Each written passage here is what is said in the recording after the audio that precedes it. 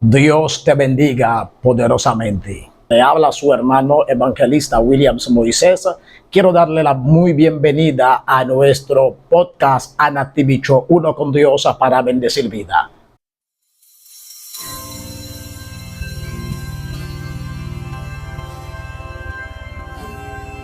Dios te bendiga, mi hermano. Amén, mucho gusto, amado. Y placer en tenerlo acá con nosotros. A mí por igual, hermano, privilegiado de estar aquí en su programa, de verdad que sí. Agradezco a Dios primeramente el poder compartir con ustedes este hermoso podcast con ustedes, de verdad que sí. Muy bien, muy bien. De igual forma, nosotros también estamos bien contentos de tenerlo acá con nosotros para así compartir esta poderosa palabra, darle una palabra poderosa a la audiencia, a las personas que van a ver este video. Amén. Pues vamos a entrar en la materia. ¿Qué usted cree? Amén, amén. Vamos a hablar, amado, acerca de la iglesia, pero antes de, vamos inmediatamente a leer lo que tienen Biblia. Por favor, busquen en sus casas. Vamos a buscar el libro de Mateo en su capítulo 16, versículo 18. Y la palabra de Dios se lee en el nombre del Padre, del Hijo y del Espíritu Santo. Amén. Y yo también te digo que tú eres Pedro, y sobre esta roca edificaré mi iglesia, y las puertas del Hades no prevalecerán contra ella. Vamos a darle gracias a Dios por su palabra. Ahí donde ustedes están también pueden bajar su cabeza. Amén. Y darle gracias al Señor por su hermosa y bendita y santa palabra. Padre, gracias por la palabra que han sido leídas. Espero, gracias a Dios, Señor, que me pueda usar, Dios mío, para transmitir este gran mensaje de tu parte, Dios mío. No que salga yo, Padre, a transmitir o a expresar lo que somos, Dios, sino que sea tú mismo revelándote a través de cada uno de nosotros, Dios mío, para así poder llevar el mensaje confiado y seguro de tu palabra, Dios mío. Sea bendecido y de bendición para cada una de las personas que nos escuchan. Amén. Amén. En este momento quiero llevar a una palabra ahí que Dios ha estado revelando a mi corazón. Y espero que sea de gran bendición para cada una de las personas que nos escuchan, ya que es una gran palabra y una palabra que nosotros pensamos muy poco. Aquí vemos que hay una gran responsabilidad de parte de Jesús dejándosela a Pedro. Si verificamos bien o podemos leer bien el texto, miramos que Jesús le descarga toda una responsabilidad al apóstol Pedro. Pero ¿quién es Pedro?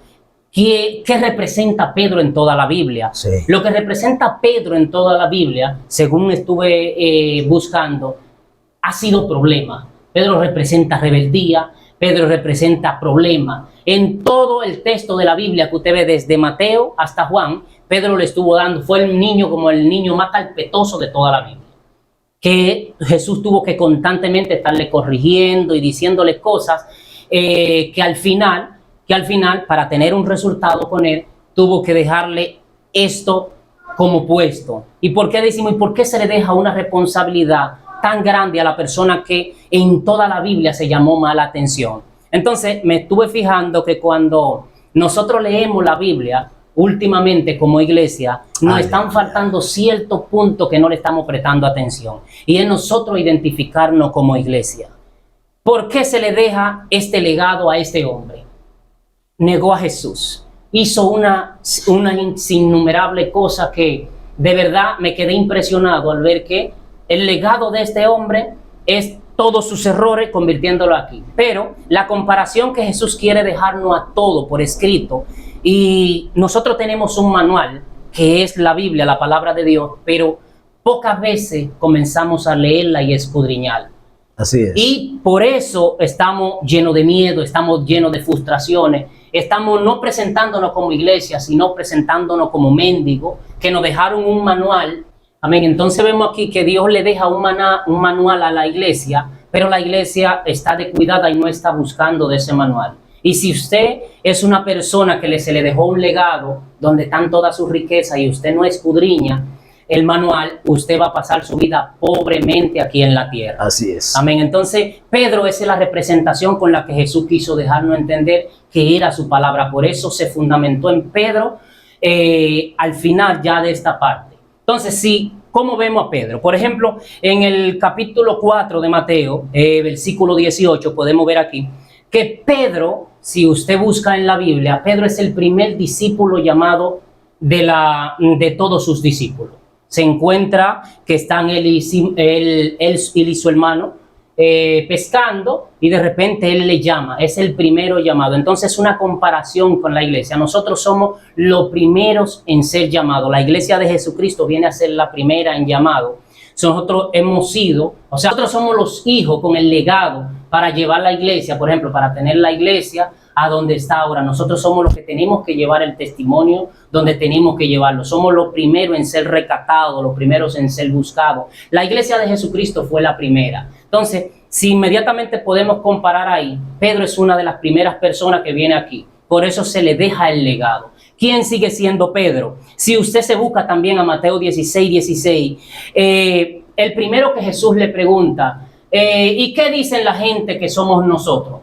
¿Qué soy yo? Inmediatamente Pedro es el primero en identificar quién es el maestro. Sí. Ah, pero tú eres el Cristo, el Dios verdadero. Entonces la iglesia tiene la responsabilidad de reconocer quién es que está siendo predicado en cada iglesia. ¿Quién es que está siendo ministrado en cada iglesia? ¿Qué mensaje se está llevando? Nuestro mensaje principal, el mensaje de la iglesia, es llevar a Cristo como primicia, Cristo como profundización, Cristo como mensaje. Ese debe ser nuestro único mensaje. Amén, entonces Pedro fue el primero en reconocer que Cristo eres el mensaje. ¿Quién dice la gente que somos nosotros? ¿Quién soy yo? Inmediatamente la iglesia tiene que saber dónde está Jesucristo, quién es el hombre que tiene el mensaje. Si inmediatamente también nos vamos en el mismo Mateo, su capítulo 8, versículos 14 y 15, también vemos que las sanidades más profundas se producen en Pedro, en la suegra de Pedro, donde tiene una fiebre que está haciendo acabando con la. Entonces, nosotros somos los primeros en incluir la familia en la iglesia. Pedro es el primero en incluir parte de la familia desde arriba, de incluirla en la iglesia. Amén. Entonces Pedro es uno de los primeros personajes ahí que se ve embarcado en presentarle a Dios su familia, traerle a Dios que traiga sanidad sobre su familia. Mira mi suegra ahí que está enferma con una fiebre ahí que no se aguanta. Entonces, ¿qué debemos nosotros como iglesia? Lo primero tenemos que ser nosotros en llevarle nuestra familia a la iglesia. El único discípulo que se habla que tiene una suegra que le lleva a Jesús a la casa misma para traer sanidad, se habla del apóstol Pedro. Entonces, eso es la parte que nosotros tenemos que saber como iglesia. ¿A quién le estamos presentando nuestros dolores? ¿A quién le estamos abrazando nuestros fracasos, nuestros hijos, nuestra familia, todas las tribulaciones que pasamos? ¿A quién se la estamos presentando? Yo creo que la parte más importante es nosotros llevar a Jesús en nuestra casa y que lo demás no me interesa cómo esté pasando, pero Jesucristo sí debe de saber qué está pasando en nuestra casa, qué está pasando con nuestros hijos. Inmediatamente seguimos con el apóstol Pedro, porque se le dio el legado de roca y se le dio el legado de llevar todo el peso de la iglesia. Es el único apóstol en el que se le dice, tú eres la roca, tú eres la que yo voy a representar mi iglesia, contigo es. Entonces continuamos con Pedro, también en el mismo Mateo, en el capítulo 17, versículo 24 hasta el 27, dice que los discípulos tenían que pagar todos los impuestos y se presentaron donde Jesús, le dieron que necesitaban los impuestos del pueblo y esas cosas. Inmediatamente Pedro se le presenta a Jesús y le dice, maestro, están cobrando el dinero. Y inmediatamente el maestro le dice, ve y pesca. Y de ahí tú pagas los impuestos. Nosotros como iglesia la responsabilidad es estar sin mancha delante de la sociedad. Sí, nosotros tenemos que velar, por ejemplo, si tú tienes un carro, William, tienes que ser el cristiano que dé el primer mensaje en decir, yo estoy legal. Se ve feo que tú como iglesia, representando a Jesucristo aquí en la tierra, te digan, ¿y su papel? ¡Ay, se me quedaron en la casa, lo perdí, no lo he sacado, estoy retrasado con eso! No. Tú como iglesia debes de ser el primero en estar representado tanto por las leyes que ese hombre es cristiano. Wow. Ese hombre tiene una palabra, ese hombre es el que lleva y es el portavoz de la palabra de Jesucristo. Entonces Pedro fue el primero en decir, las cosas que tú me puedes poner claro, las cosas que yo puedo tener más claro, maestro, es que contigo que yo lo puedo hacer y contigo es que yo puedo llevar toda mi vida legal, tener toda mi vida. Entonces nosotros como iglesia debemos tener siempre nuestro futuro y nuestra presentación, tener toda nuestra cuenta bien clara. presentándole a Jesús nuestra legalidad aquí en la tierra, estando siempre claro. Entonces Pedro fue el primero en identificar esa parte. Si seguimos con Pedro, inmediatamente podemos encontrar aquí en el mismo también capítulo en Mateo 17:1 y su versículo 2 también que aparece aquí. Y dice que Jesús se fue a orar con ellos a un monte y dice que se transfiguró allá delante de ellos. Y Pedro, al ver esa transfiguración inmediatamente, le dice, vamos a hacer un renramá ahí para quedarnos aquí con usted y con eso. Fue tan bello, tan hermoso lo que presenció aquí Pedro. Siempre eran escogidos 3 discípulos específicamente para la cosa bella así de Jesús. Entonces siempre era escogido, como le dice, no solo Juan, el apóstol que representa el corazón de Jesús porque siempre estaba en su pecho, se le dice el discípulo amado. También está el que hace muchas revueltas en la casa, el niño problemático, también tiene que estar ahí dentro de tus bendiciones, dentro de tus mejores propósitos. No te olvides del niño que hace mucha travesura, porque como padre cometemos muchos errores muchas veces, seleccionamos los 3 más importante, pero este niño, el que te representa más problema por ahora mismo, el que te está dando más lucha, algunas veces tienes que estar contigo en tus mejores llamados, tienes que estar contigo representándote acá. Entonces, Pedro es la persona que identifica inmediatamente, dice, vamos a hacerle algo donde, entonces, como iglesia, la representación que viene aquí como iglesia, nosotros, ¿qué le estamos haciendo a Jesús cuando llega la gloria en nosotros? Cuando vemos esa gloria tan hermosa manifestarse en la casa de Dios que nos bendice tanto, ¿le queremos hacer una enramada o simplemente vamos a la iglesia porque tenemos que ir? Porque es domingo, porque es sábado, porque es viernes, solamente vamos a la iglesia por un compromiso. Estamos hablándote del primer hombre que dijo, esto me gusta tanto que yo me quiero comprometer a vivir lleno de esto siempre. No solo un simple momento, sino vivir toda mi vida con eso. Entonces, como iglesia, Pedro fue el primero en identificar que él quería vivir bajo esa gloria. Bajo la presencia, así es. Yo no quiero irme de eso, yo quiero estar viviendo eso constantemente. El perderme de eso es perderlo todo. Y por eso resume locura. Y dice, como dice, se ve como una locura. Vamos a hacerle algo porque que yo no quiero dejar de vivir esto. Entonces, como iglesia, Pedro es el primero en identificar uno de estos detalles. Amén. Entonces, continuamos con el apóstol Pedro y por qué se le deja el legado nuevamente. Y nos vamos a Lucas, ahí 5, 4 y 8. Aquí viene una parte muy importante que como iglesia debemos de saber. Aquí viene el maestro y le dice a Pedro, vamos a pescar y necesito que vaya conmigo. Aquí viene una respuesta que se la damos nosotros como iglesia siempre al maestro y dice, maestro, ya yo he estado pecando toda la noche, ya yo he trabajado toda la noche y no hemos conseguido nada. Pedro te está hablando de una iglesia aquí que pasó la noche entera trabajando y no consiguió nada, ni un solo pez. Entonces el maestro le dice, vamos y hazlo conmigo. Entonces estamos hablando de un hombre que le está presentando su esfuerzo sobrehumano. Dice, ya yo lo hice. Ahora bien, pero si tú vas, yo voy. En este caso Pedro se fue, ¿entiendes? Aún cansado, aún atribulado, aún como estaba con la noche pasando así, dice, bueno, vamos a tirarla otra vez, no importa, ¿entiendes? Ya otro momento más en el mar no importa. Entonces, Pedro en ese momento representó una iglesia cansada, pero aún así siguiéndolo intentando. Así es. Volviéndolo a intentar porque el maestro me dijo, ¿entiendes? No es porque la campaña no resultó, no es porque tu ministerio no se haya dado ese día, fue porque Dios te está diciendo, yo voy contigo una vez más. Y por eso la iglesia se pone encima de este hombre, que era tan rabioso, que era tan problemático, porque el hombre se va nuevamente a seguir trabajando. Yo estoy cansado, ya yo lo he intentado demasiado con mi pareja, como sea, pero el maestro dice, vamos conmigo. Sí, ¿no entiendes? Vamos conmigo, el resultado te va a encantar. Sí, ven conmigo. Pero es que, no, pero ven conmigo. Entonces, por eso la iglesia se pone encima de este hombre. Pero ¿quién sigue siendo Pedro? ¿Y por qué se delega tanto? ¿Y por qué se pone la iglesia entera encima de él? Sigamos con Pedro aquí y nos vamos a Marcos 14, 32 y 33. Dice que fueron a un monte, el mismo maestro se llama Getsemaní. Dice que el maestro jaló a lo mismo a Pedro, 3 hombres, ¿Quién es Pedro? ¿A quién se le dejó este legado? ¿Por qué tanta importancia de dejarle la iglesia encima de los hombros de este hombre y ponerle la importancia de tú, a ti que yo te voy a representar Sí. como iglesia y tan importante llamado? Dice que se fueron en Marcos 14, 33, 32 y 33. Dice que se fueron a Getsemaní. Jesús se fue a orar a Getsemaní.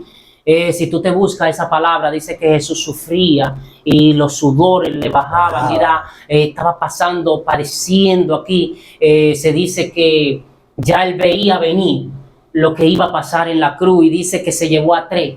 ¿A quiénes se llevó? A Jacobo, Pedro, solo 3 se llevó en este momento. Entonces, no es solo, como te digo, no es solo de tú llevarte a las personas o al niño preferido para esto. Pedro estaba en los momentos más sufridos de la iglesia, está ahí. Sí. ¿Entiendes? No es que solamente en momentos de gloria, ¿entiendes? Jesús no se lleva para representarte como iglesia nada más cuando tú estés en gloria.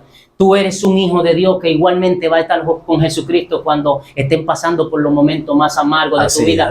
Tú vas a poder ver el lloro, el sacrificio de Jesucristo en carne viva. Tú lo vas a poder presenciar, sentir, anhelar, y tú vas a estar ahí en esos momentos, ¿entiendes? Entonces, tú como iglesia también llevarás en tu hombro esta parte. Entonces, también vemos aquí en Mateo, capítulo 15, su versículo 15, aquí Jesús acaba de decir una parábola, y cuando termina, el único discípulo que le dice: maestro, explícanos la parábola, es Pedro. En ese momento, puedes buscarla ya, le va a encantar esa parte ahí.